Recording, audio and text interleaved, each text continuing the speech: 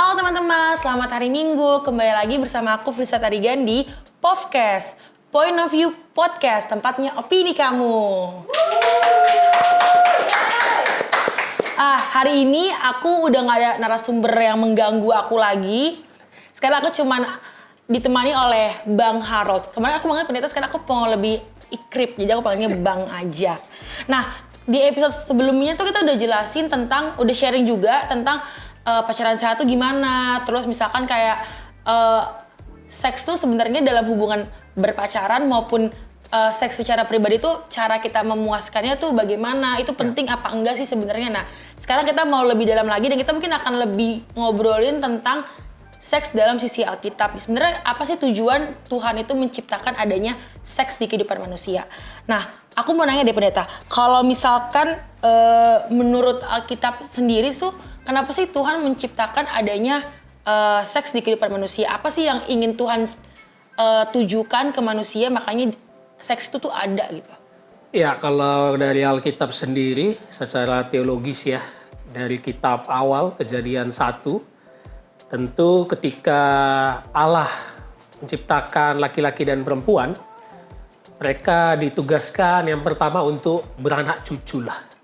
Dari situ kita tahu berarti seks itu diberikan Tuhan sebagai anugerah untuk menghasilkan keturunan memenuhi bumi. Karena dalam konteksnya kita yakini mungkin belum ada orang. Jadi supaya banyak umat Tuhan beranak cuculah dan penuhilah bumi. Tapi pada intinya yang mau disampaikan Tuhan di dalam firman itu adalah lembaga pernikahan itu sendiri.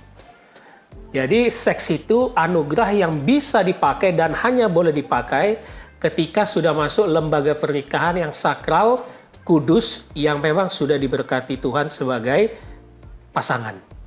Jadi itu awalnya sebagai menciptakan keturunan.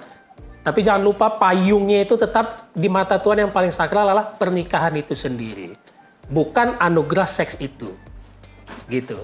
Oh, jadi berarti kita tuh boleh melakukan seks ketika kita tuh sudah dalam lingkup bahtera rumah tangga ya? Betul. Kalau misalkan di Alkitab sendiri tuh ada nggak sih cerita atau mungkin gambaran tentang tokoh yang misalkan dia tuh menyalahgunakan anugerah Tuhan yaitu seks tadi tuh untuk hal-hal yang di luar tujuan Tuhan tadi. Misalkan kan Tuhan tuh menciptakan seks untuk kita bereproduksi, bertumbuh kembang sehingga kita bisa memenuhi isi bumi ini dan bisa mengelola isi bumi ini sebagaimana yang Tuhan inginkan. Ada nggak sih pendeta di Alkitab itu sendiri yang menceritakan bahwa ada juga ini ternyata tokoh atau gambaran di Alkitab yang dia itu melakukan hubungan seks tapi tidak melakukannya itu sebagai anugerah dari Tuhan tapi hanya untuk kepuasannya dia pribadi gitu? Ya, kisah yang paling terkenal tuh di Kejadian pasal 38 ya, ayat 1-10 itu Onan ya.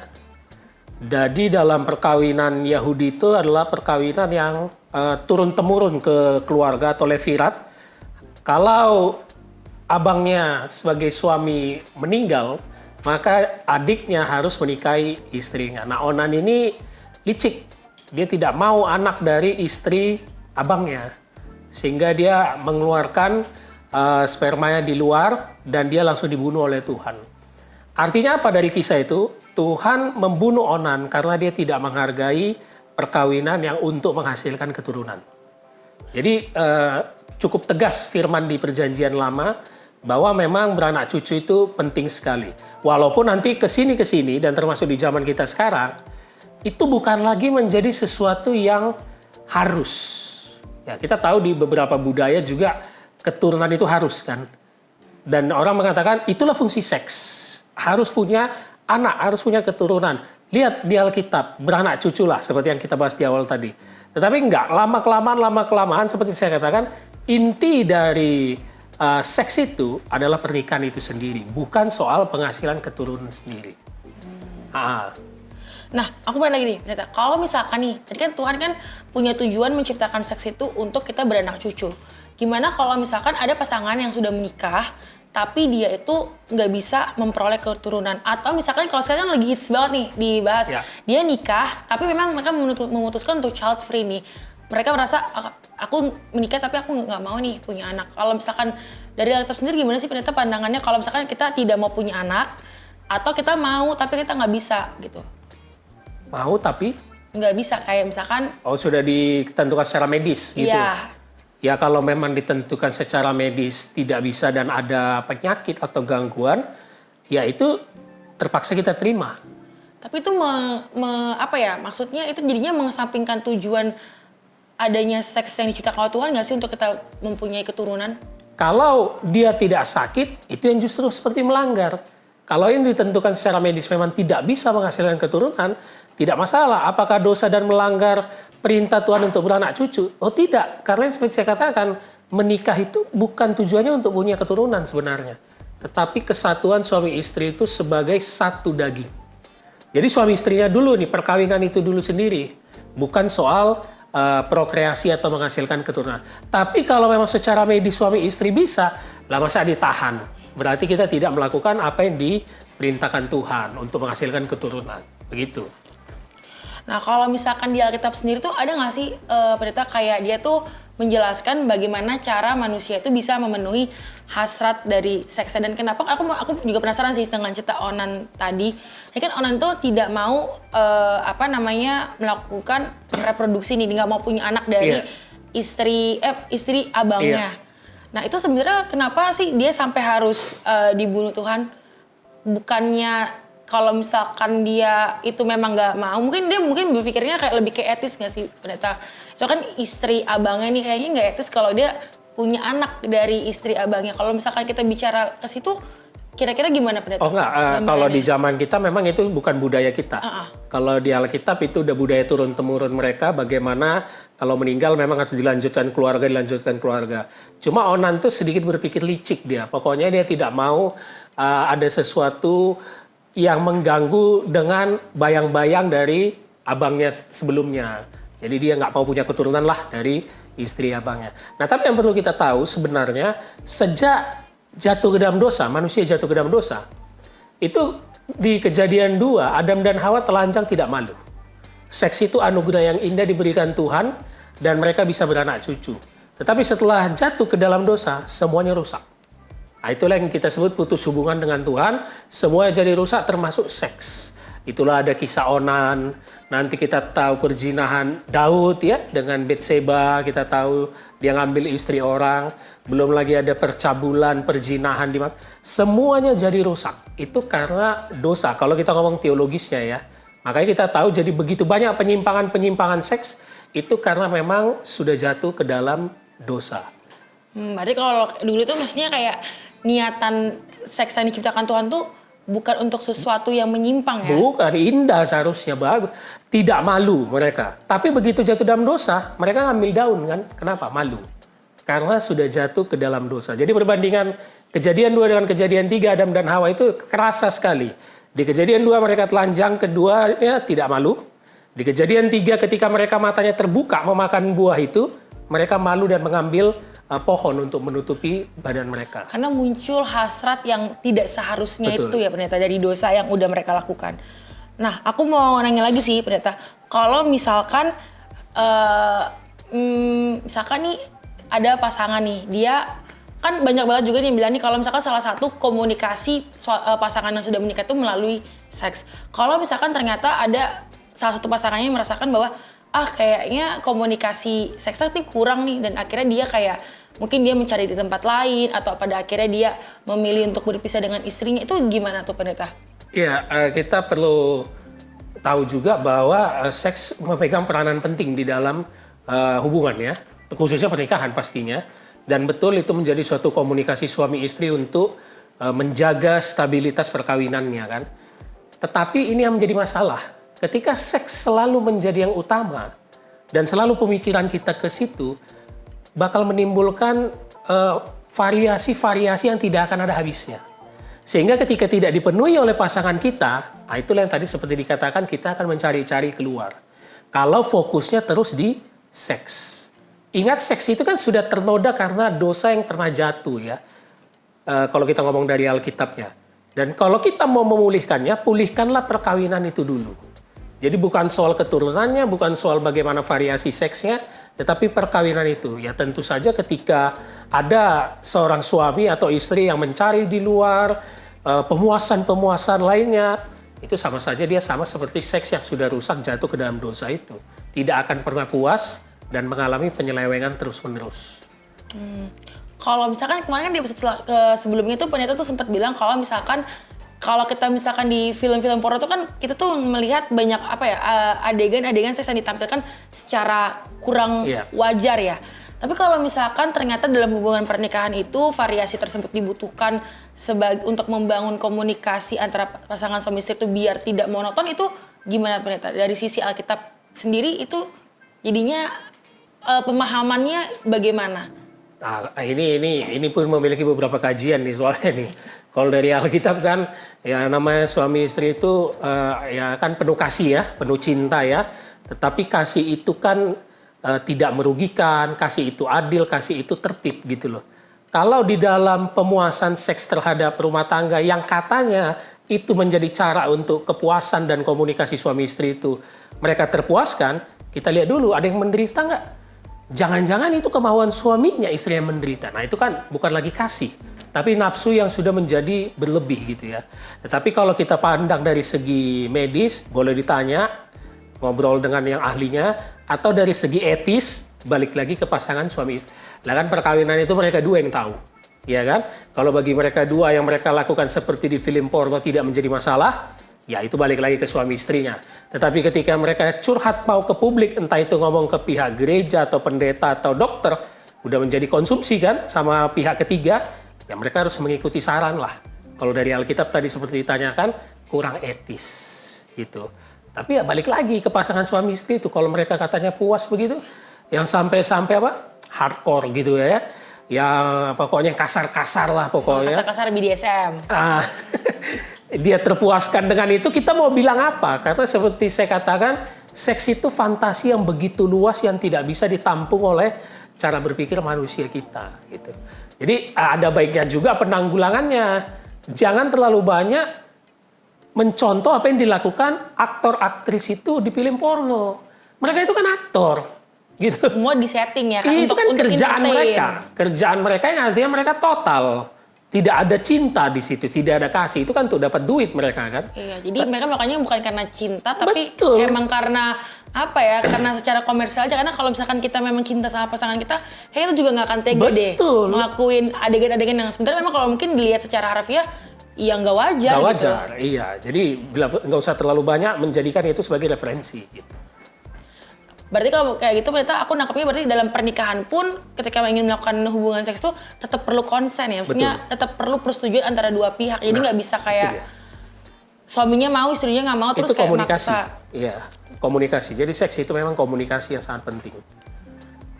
Tapi walaupun penting tidak boleh disalahgunakan dengan cara yang menyimpang ya berarti pendeta. Oke, berarti kalau gitu aku bisa nangkep sih kalau misalkan tujuan seks itu diciptakan oleh Tuhan tuh untuk kita bereproduksi, memenuhi isi bumi, dan kita juga bisa melalui keturunan kita tuh mengelola isi bumi itu sendiri. Dan seks itu sendiri diciptakan Tuhan sebagai anugerah, berarti alangkah baiknya kita sebagai manusia tidak merusak anugerah dari Tuhan itu dengan melakukan hal-hal yang gak wajar dan apa ya, maksudnya mungkin ngelakuin variasi-variasi yang sebenarnya tuh mungkin tidak etis kita lakukan meskipun itu dengan pasangan kita sendiri ya pendeta. Jadi intinya seks itu atau berhubungan seksual antara suami istri adalah merasakan anugerah yang Tuhan berikan. Jadi dapat anak atau tidaknya itu bukan menjadi tujuan utama lagi seperti di Perjanjian Lama ya. Tapi kita merasakan apa yang sudah Tuhan berikan, betapa indahnya seks itu jika dilakukan bersama pasangan yang sudah diberkati dalam perkawinan yang kudus oleh berkat Tuhan. Nah itu dia. Terus pakai cinta juga. Nah, jadi bukan, itu yang paling penting. Betul. Dan jangan sampai kecanduan untuk hal-hal yang dipengaruhi oleh pihak-pihak luar seperti film porno gitu.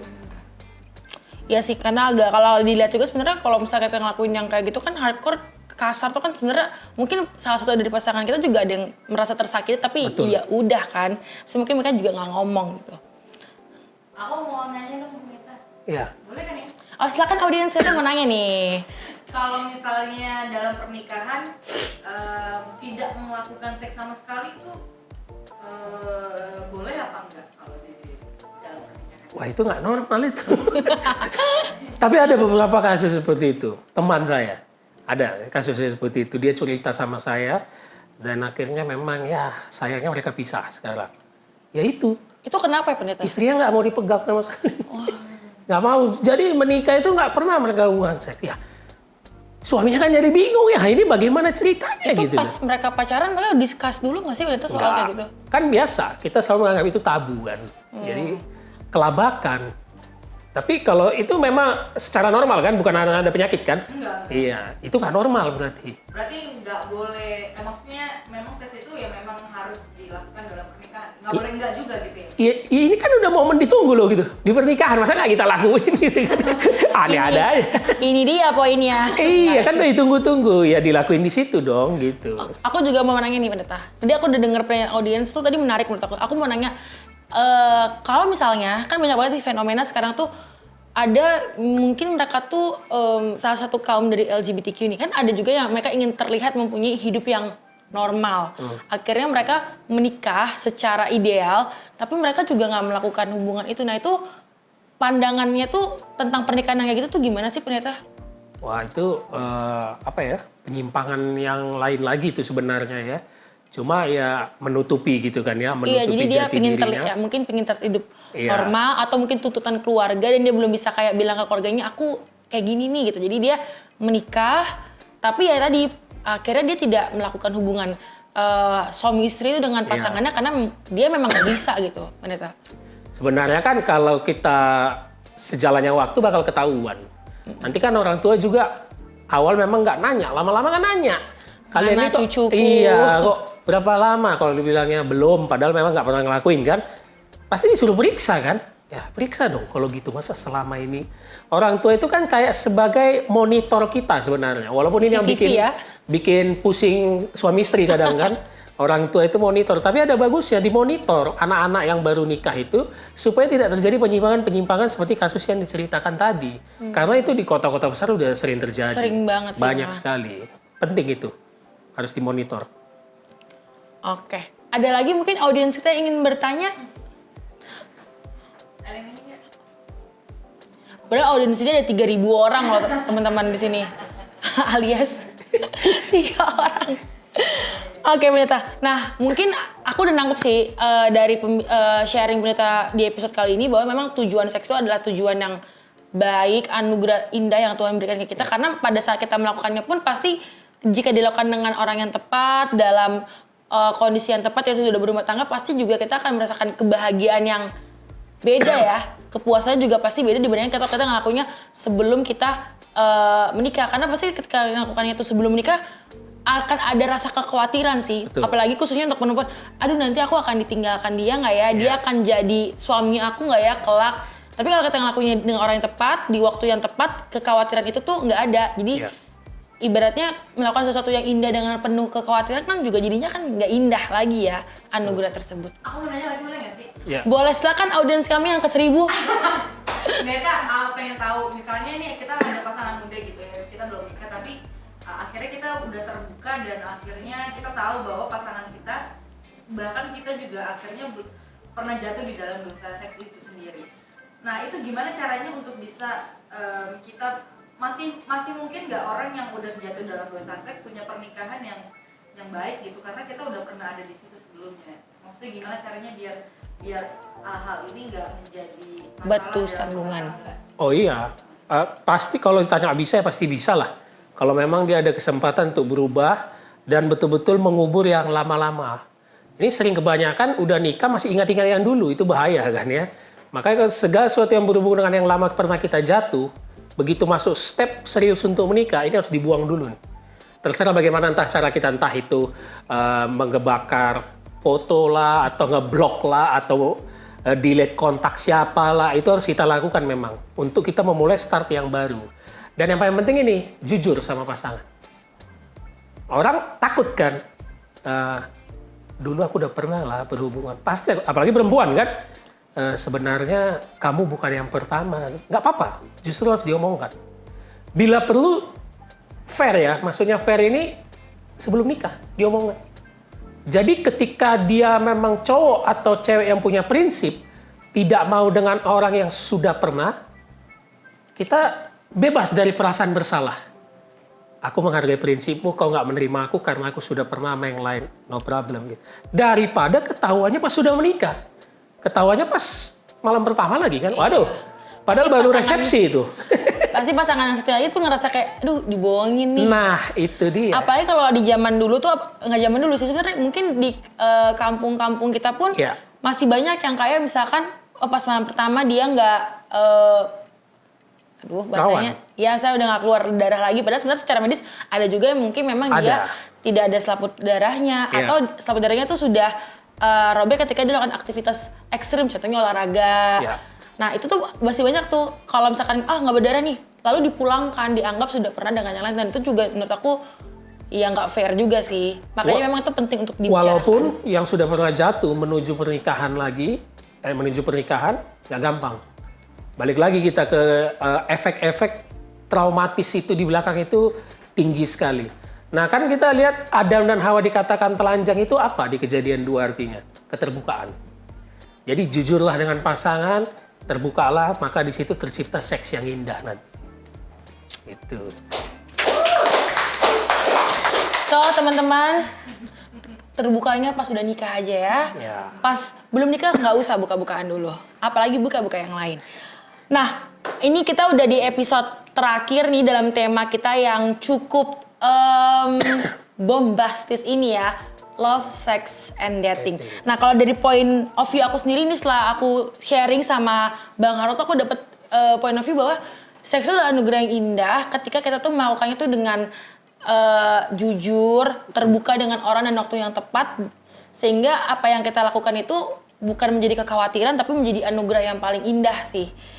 Dan aku mau ngomong makasih banget juga sih buat Bang Harold yang udah mau menyempatkan waktunya dan tenaganya untuk ngobrol-ngobrol nih sama kita di sini. Semoga nanti kita akan ada kesempatan lain dengan Bang Harold di mungkin di episode-episode lain, tema-tema lain. Semoga Bang Harold nggak kapok sih ngobrol sama kita di sini. Dan thank you juga untuk teman-teman Kuri yang udah mendukung produksi podcast ini. Aku cuma mau ngingetin sekali lagi, dan mungkin ini bukan sekali lagi sih, tapi berulang-ulang, jangan lupa untuk terus tonton dan pantau video-video terbaru dari podcast di kanal YouTube GBKP Tanjung Priuk. Jangan lupa like, comment, and subscribe, dan jangan lupa juga share ke semua grup dan teman-teman kalian tentang video ini. Karena siapa tahu video ini juga dapat membuat kalian tuh mendapatkan insight baru terkait dengan tema yang kita bahas ya Bang. Ya. So, sampai ketemu lagi. Dah.